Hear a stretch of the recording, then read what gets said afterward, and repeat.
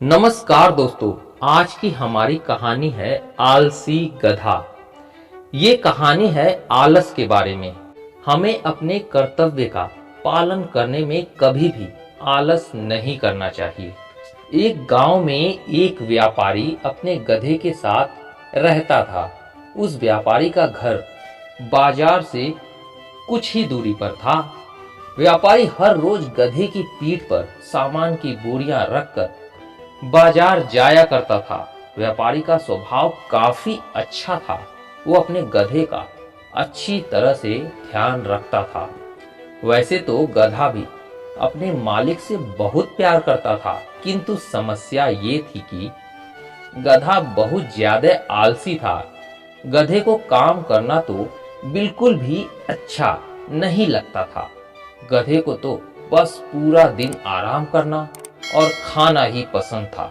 एक दिन व्यापारी को पता चला कि बाजार में नमक की डिमांड काफी बढ़ गई है। उस दिन उसने ये तय कर लिया कि वो अब बाजार में नमक बेचना शुरू कर देगा। दूसरे ही दिन व्यापारी ने नमक की 4 बोरियां गधे की पीठ पर लाद दी और उसे बाजार चलने के लिए तैयार कर दिया। व्यापारी को पहले से ही पता था कि उसका गधा थोड़ा आलसी है, इसलिए जब गधा चलता नहीं था तब गधे को वो धक्का देता था। नमक की बोरियां भी थोड़ी भारी थी, इस वजह से गधे के पैर कांप रहे थे और उसे चलने में मुश्किल हो रही थी। लेकिन व्यापारी गधे को धक्का देते देते उसे किसी तरह से आधे रास्ते तक ले आया था। व्यापारी के घर और बाजार के बीच में एक नदी थी, जिसे पुल की मदद से पार करना पड़ता था। गधा नदी पार करने के लिए उस पुल पर चढ़ गया और कुछ दूर चलने के बाद उसका पैर फिसल गया और वो नदी में जा गिरा। व्यापारी इस तरह से गधे को नदी में गिरता हुआ देखकर परेशान हो गया और उसने तुरंत ही नदी में छलांग लगा दी और तैरता हुआ वो गधे को बाहर निकालने की कोशिश करने लगा। कुछ प्रयत्न करने के बाद आखिरकार व्यापारी ने अपने गधे को नदी से बाहर निकाल ही लिया। गधा जब नदी से बाहर निकला तब उसने देखा कि उसकी पीठ पर लदी बोरियां अब पहले से हल्की हो गई थी।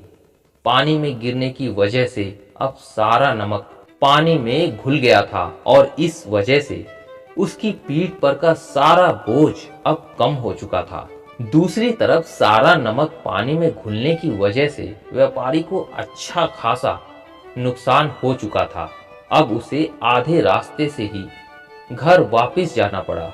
वो बड़ा दुखी था और गधा पीठ पर बोझ कम होने की वजह से बहुत खुश था और उसे तो बाजार तक अब ना जाने की एक तरकीब भी मिल गई थी। दूसरे दिन भी बाजार जाते समय जब पुल आया तब गधा जानबूझकर नदी में जा गिरा और कल की तरह आज भी उसकी पीठ पर टंगी बोरियों में रखा सारा नमक पानी में घुल गया। आज भी व्यापारी को आधे रास्ते से ही घर वापस लौटना पड़ा। अब तो गधे ने हर दिन ऐसा जानबूझकर नदी में गिरना शुरू कर दिया था ताकि उसे भारी बोरियों का वजन उठाना ना पड़े। किंतु व्यापारी को धीरे धीरे गधे की ये तरकीब का पता चलने लगा था। एक दिन व्यापारी ने सोचा कि क्यों ना गधे की पीठ पर ऐसा सामान रख दिया जाए जिसका वजन पानी में गिरने से कम होने की बजाय बढ़ जाए। इसी सोच के साथ व्यापारी ने इस बार गधे की पीठ पर रुई से भरी बोरियां बांध दी और उसे लेकर बाजार की ओर चल पड़ा। इस बार भी गधा हर रोज की तरह नदी में जा गिरा, पर इस बार उसकी पीठ पर का वजन कम होने की बजाय और बढ़ गया।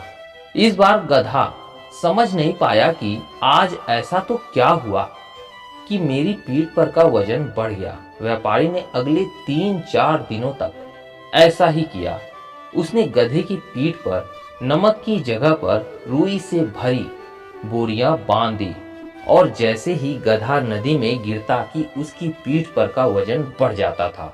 ऐसा लगातार कुछ दिनों तक होने के कारण आखिरकार गधे ने हार मान ही ली। गधे को अब अच्छा सबक मिल चुका था और वो चुपचाप पुल पार करने लगा था। व्यापारी भी अब रुई की जगह नमक से भरी बोरियां गधे की पीठ पर बांधने लगा। गधा भी अब काम करने में आलस नहीं दिखाता था। इस तरह से उस व्यापारी के सारे नुकसान की भरपाई भी धीरे धीरे होने लगी। तो दोस्तों, इस कहानी से हमें ये शिक्षा मिलती है कि हमें अपने कर्तव्यों का पालन करने में कभी भी आलस नहीं दिखाना चाहिए और हम इस व्यापारी की तरह अपनी सूझबूझ से किसी भी काम को आसानी से पूरा कर सकते हैं। तो उम्मीद है दोस्तों, कहानी आप लोग को पसंद आई हो। पसंद आई हो तो लाइक और सब्सक्राइब जरूर कीजिएगा। मिलते हैं अगली कहानी में, तब तक के लिए धन्यवाद।